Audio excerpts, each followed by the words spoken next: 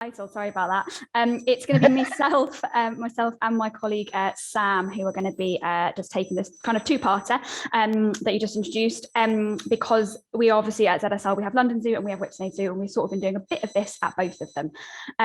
So just to kind of introduce who we are, let me just check that my PowerPoint is going to do what it's supposed to be doing. Oh, it's frozen. That's always fun. Hold on a sec. There we are.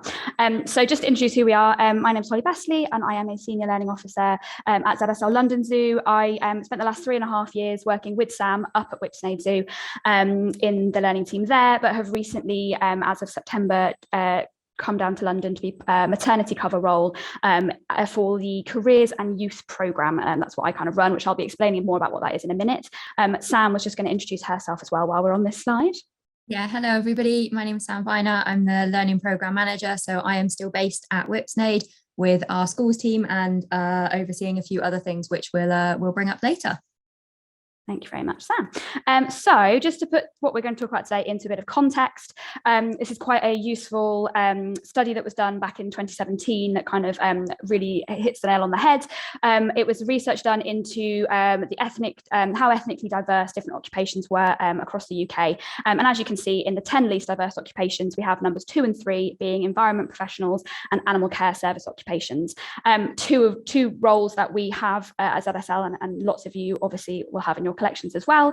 And so this is sort of what we're addressing in this talk and in the work that we are focusing quite a lot of our efforts on at the moment.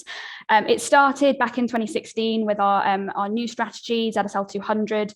This is a strategy that was basically meant to bring ZSL up to its 200th year anniversary in 2026 and involved lots and lots of different, a shiny new vision, a new purpose, and also lots of action plans that were put into practice across the organisation.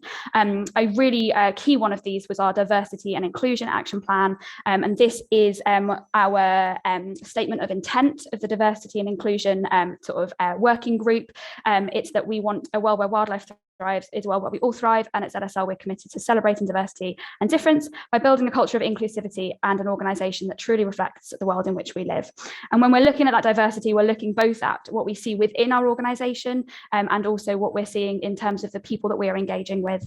If we look at kind of who we are as and where we are as an organisation, London Zoo obviously sits within sort of a thriving capital, and Whipsnade Zoo sits very close to the kind of urban centre of Luton, and we don't see the diversity of those areas represented in our staffing and in and the groups that we are engaging with, be it with schools or through our other kind of outreach offers. So I'm going to whiz you through kind of what's happening to try and address this, particularly within the teams that me and Sam work within. So first off, I will hit on the left-hand side of that slide within the community and learning team at London Zoo, and then Sam will take you through the Whipsnade side of things. We're going to be focusing quite a lot today on work experience. Some of you may have seen Sam deliver a talk at IZE with our colleague Kat Hickey, and they had some responses to that talk about kind of, there was a little bit of an interest in the work experience programme that we are running. So we wanted just to kind of give you an intro to that and where we're at with that so far. But in terms of the kind of overview, ZSL London Zoo, our community and learning team, kind of has three prongs, and each are doing their own to address this challenge. So the community engagement team, which is Emma and James, they came in a few years back when we got the funding for the Snowdon Aviary, which was an HLF grant, and with that came lots of funding for a community access scheme, which is 100,000 tickets that are low price points of £3 or £6.50 to be given out to particular groups, and they are targeted at the 3 groups that were recognised as being particularly underrepresented in our zoo visitors. So this is those from low-income households, those with additional needs and disabilities, and the elderly. So charities that represent these groups can apply for a huge batch of tickets, and that hopefully gets over that initial barrier of price points for the zoo. They also run the Purple programme. I'm sure that lots of you kind of have encountered the Purple programme before. It's sort of named after the Purple Pound, which is the spending power of the disabled community. And the Purple programme is about increasing the accessibility of the site itself once they're here. So that's a suite of regular events like audio described tours and early openings and things like that happen throughout the year on a regular basis. The schools program, our regular schools program, is also had a few changes recently in that we've introduced something called the Education Access Scheme. That is a sort of like a schools membership scheme for schools within our local area. So Camden and Westminster schools can apply. It is £500 one-off payment, and that gives all of their students as much access as they want for the whole of the school year, and a discount on workshops. And that was to try and kind of increase the depth of the engagement that we're having with these groups, so they come many more times throughout the year rather than just once. We kicked that off only a month or two ago, so we have yet to sort of see how that goes, but it's very exciting so far. We've got about 25 schools signed up here at London. And then comes the Careers and Youth Programme, which got sort of created at the beginning of this year, and I will tell you a little bit more about it. The Careers and Youth Programme is myself and Adam, who you can see at the kind of back of that top photograph, with Belle, our Kickstarter in the community and learning team. And the Careers and Youth Programme was set up to basically seek out and develop lots of different ways of engaging with young people from local areas and beyond with animal and conservation related careers. We do a host of different ways in which we are doing this, from work experience through to lots of work that we're doing at the moment with pupil referral units nearby, lots of work we're doing to provide courses and run events for local youth charities and youth groups, lots about kind of careers videos and a careers hub on the website, supporting the Kickstart program here at the zoo and our apprenticeship programs, and developing career pathways and Crest Awards. But the nub of it all is that there are three things we're trying to achieve as a careers and youth program, and that is to widen the understanding and awareness of animal related careers amongst our local area and beyond, to develop employability skills in these individuals, to then hopefully get them into the careers that they're interested in, and increasing the representation of these diverse groups within the sector. So to sort of focus a little bit in on the work experience programme, work experience has happened in lots of kind of bits and pieces here and there across the organisation in the past, but it kind of got banned a little while ago, or not necessarily banned, but it got drawn to a close a little while ago, so that because it was we wanted to streamline it and make sure that all of our health and safety and our safeguarding, etc., was all robust and in place. So now we have this specific work experience programme that is run with year 10 students in the spring and summer terms, and post 16 students in the autumn terms, and we are offering it at the moment just to our EAS member schools, those Education Access Scheme member schools, as a sort of a bonus of being part of that scheme, but also to local target schools that represent particularly those groups that we are trying to kind of aim our work at. There are 2 students on the work experience programme. They are at the zoo for 2 weeks, and during those 2 weeks they spend time across 5 different teams, so really trying to give them that view across the organisation of all of the different types of careers that that are animal related, and I'll give you I'll show you the schedule of how that works in a moment. We tailor it slightly per age group, so the year 10s get to spend some time, for example, with our the post 16s get to spend some time with our horticulture team as opposed to grounds, and they are getting a few kind of more scientific kind of focused parts to their offering. We ran 3 trials of the year 10 work experience before the summer holidays, which was fantastically successful, and we are in the midst of our trial of the post 16 work experience now. They've been here for 2 days, and this is what their timetable looks like. So you can see that they have an induction when they first get here on the Monday with us. They also have an exit interview on their last day with us, and then they bounce around through lots of different teams with different working hours. It's quite a challenge, it's quite complex this work experience, but it really hits our learning outcomes on the head, which is why we didn't want to sort of just base them with one group for the time they were with us. So key successes so far. We had quite brilliant and strong support from the kind of top levels, the Chief Operating Officer of London Zoo, which has filtered down to all the other teams. So we've had quite a lot of support through a lot of the teams we've worked with, because of that kind of high level buy-in, and also just really nice feedback from people about how much they've enjoyed working with the students, and kind of how valuable they think it is that the organisation is running these programs. We already have compulsory safeguarding training for all ZSL staff, which has been really helpful for us, because it's meant that it's made that sort of the safeguarding aspects of working with young students, without necessarily one of our team always being present with them, quite a sort of smooth process to navigate. And we've even had one student who was in the one of the trials before the summer, has a job now in our retail department, which is really, really fantastic. So it's working. Key challenges so far: when we went to organise our post-16 stuff, we've had pushback from some teams that are outside of the sort of central London Zoo departments, because they haven't had necessarily that filtering through from a higher level, but also because they're not necessarily on site enough, due to kind of COVID still impacting kind of that flexi working patterns. So that's been a bit of a challenge.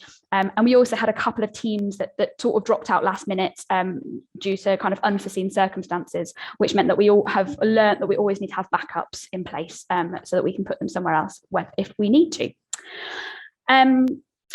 Feel free to send us any questions that you have on this work experience programme.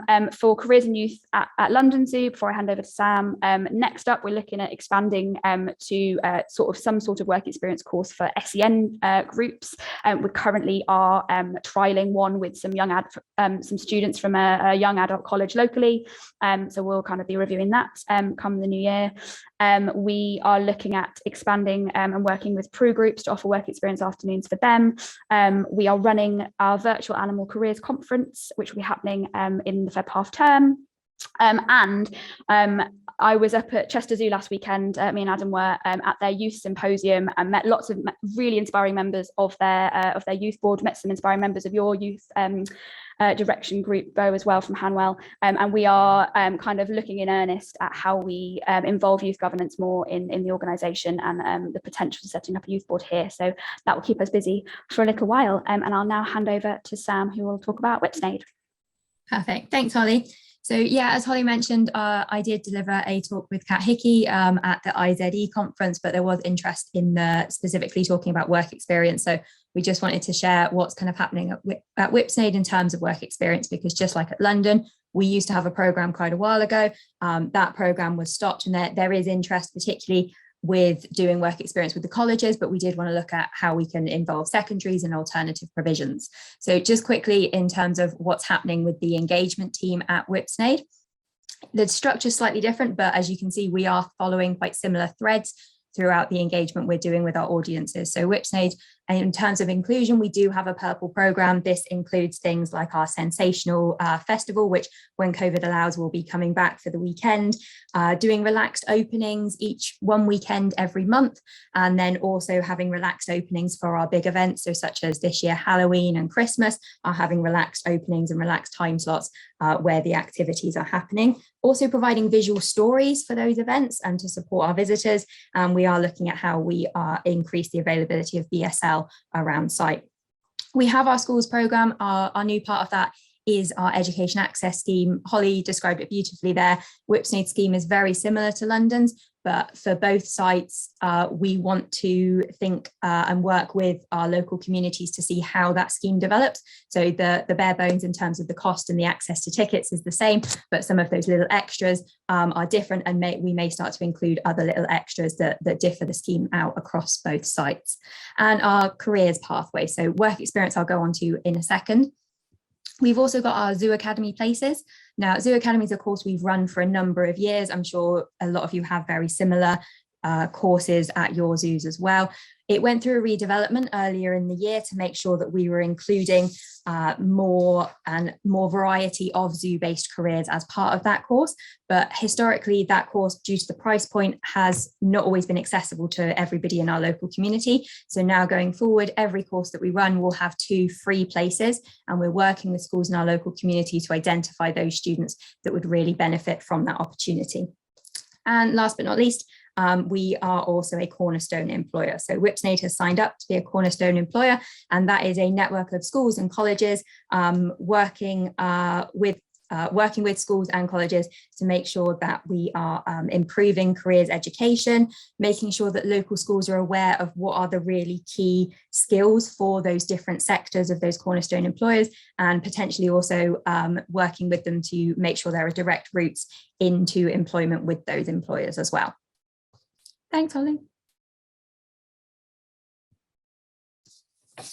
Sorry, it's just decided to freeze again for me. Bear with me one sec. Never mind. I'll just continue to, there we go. Yay, thanks.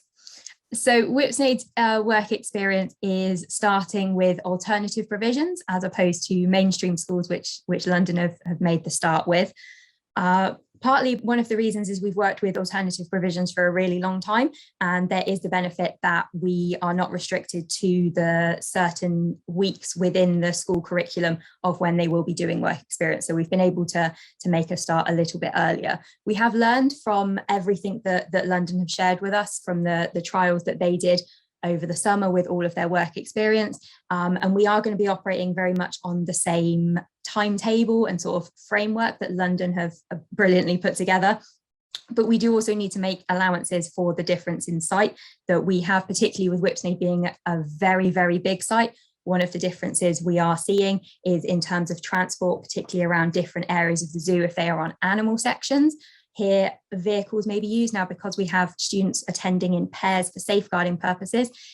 We don't necessarily always have vehicles big enough, so we just need to be factoring that in, along with also the different roles that our teams play. Some teams here at Whipsnade will have a lot more machinery as part of their role due to the larger site, and so that's making students participating in their teams a little bit more difficult. We're also taking account of what we've learned from that pre-work we've done for a number of years. And so as I mentioned, the program structure is the same, but instead of having them attend every day for 2 weeks, they're actually going to be attending 1 day a week over a couple of weeks. That just works a lot better for them. And we are also doing a shorter day as well compared to a full work day, mainly because the work we've done with PRUs has shown us that frequently their transport is provided by the PRU. So we need to start slightly later, finish slightly earlier. We are going to be doing the same preparation with students, but again, making sure that it's really clear with them their expectations, the health and safety that we will be looking for from them, and probably including things like pre-visits before they actually come for the work experience, just to really cement our expectations and let them know exactly what's going to be happening as part of the course. I'm aware I'm quite short on time, so there are other things there that we've got, but I've just got one last slide I'm going to ask Polly just to skip to. And that is just what is next. So next year we are going to be starting work experience with mainstream groups. That will be running very similar to how Holly's presented that. So that will be a trial for Whipsnade next year in the summer terms. We are also working currently on developing and trialling a work experience with our Luton Careers Hub, which we are part of. That's going to be working with local schools. It's part of a bigger program with other local employers to create employability skills days. And that will be open to larger groups of students than we can currently have with the 2 that are coming. And last but not least, along London's lines as well, we will also be working with our Central Bedfordshire Youth Voice. One of their campaigns, particularly this year, is an environmental campaign. So we want to see how we can work with them and develop things. So thank you very much. I'm hoping I haven't run over too much, but if you do have any questions, please feel free to contact us, or we'll stick around for questions at the end.